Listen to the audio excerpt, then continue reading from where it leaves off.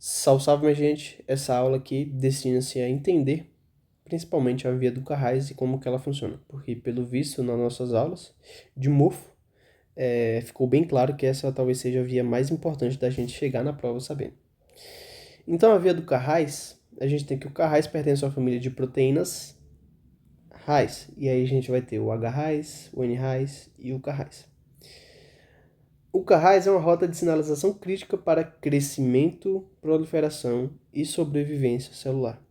Ele vai funcionar como um interruptor celular, ou seja, ele vai transmitir sinais da superfície da célula para o núcleo. E aí a gente vai ter o seu ciclo de ativação.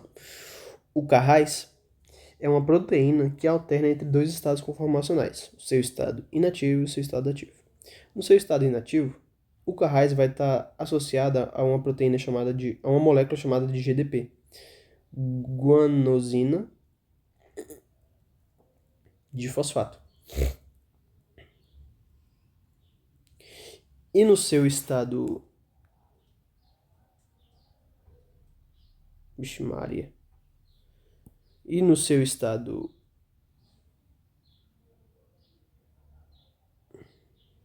ativo, ela vai estar associada a uma molécula chamada de GTP, que vai ser mais energética por ter 3 fosfatos. Ou seja, ela se chama guanosina trifosfato.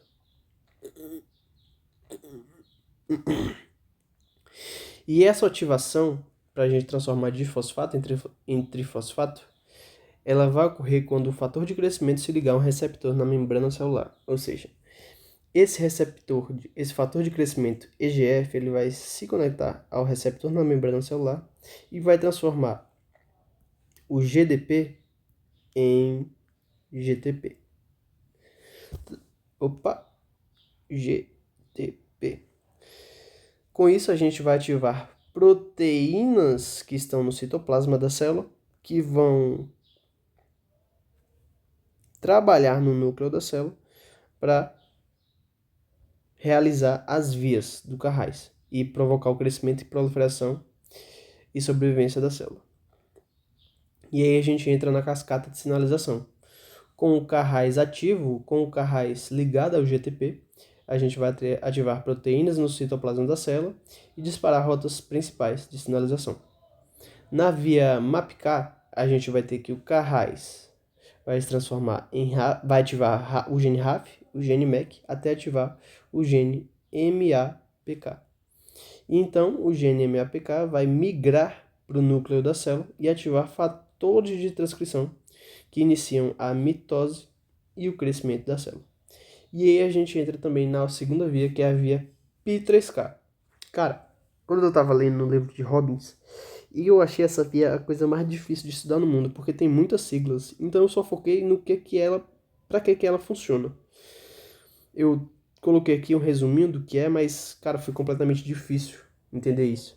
E se o professor botar isso na prova é porque ele não tem nem mais amor pelos próprios filhos, tá?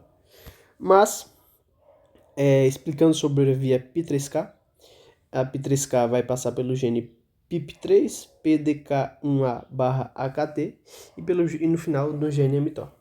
A principal função dessa via P3K é que ela ajuda na sobrevivência celular e na síntese de proteínas, e impedindo a apoptose da célula. E aí, como é que acontece esse mecanismo de desativação? Se eu ativei o Carrais para ele crescer, para ele sobreviver, eu tenho que desativar, né? Porque aí, se eu não desativar, eu vou ter uma proliferação neoplásica. E aí a gente entra no mecanismo de desativação. Em condições normais, a via do Carrais é transitória. A gente vai ter a enzima GTPase, que vai hidrolisar o GTP e vai voltar a GDP. E proteínas GAPs vão auxiliar essa enzima GTPase, porque a enzima precisa de um catalisador para acelerar a reação, né? Então, se eu não tiver o GAP, a GTPase não vai funcionar bem e a Carrais vai continuar ativa, indicando proliferação neoplásica, tá? Na parte 4 da nossa aula, a gente fala um pouquinho sobre mutação e oncogênese. o gene Carrais é um dos oncogenes mais mutados em tumores humanos. Ocorrem mudanças no códons 12, 13 ou 61, que vai modificar o fenótipo do Carrais, ou seja, ele vai continuar para sempre GTP. E ele vai se tornar resistente à ação das GAPs e perde a capacidade de hidrolisar GTP, ou seja, sem GAP a gente não hidrolisa o GTP e não volta para o GDP, para o Carrais mais GDP.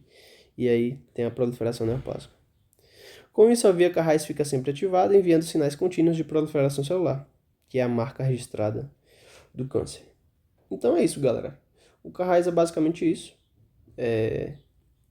E aqui tem um resuminho da via, né?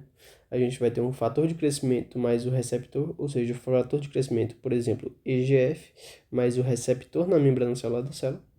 E aí, quando esse fator de crescimento encosta no receptor, a gente troca GDP no Carrais por GTP. E aí a gente vai ter a principal via, né? A principal via é MAPK, que o Carrais vai passar pelo gene RAF, MEC e MAPK. E aí o núcleo vai se dividir, sobreviver, e a gente vai ter, numa condição normal de término, a gente vai ter hidrólise de GTP em GDP por GAPs, que vão auxiliar as GTPases.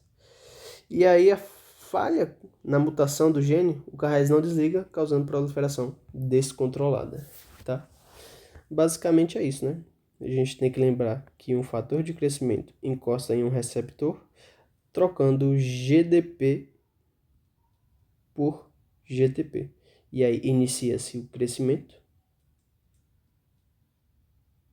e sobrevivência da célula.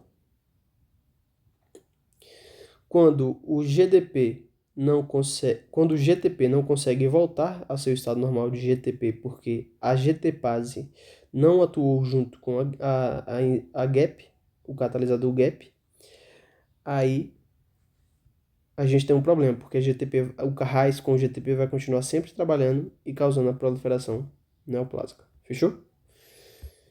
É isso aqui, a nossa aula. Valeu!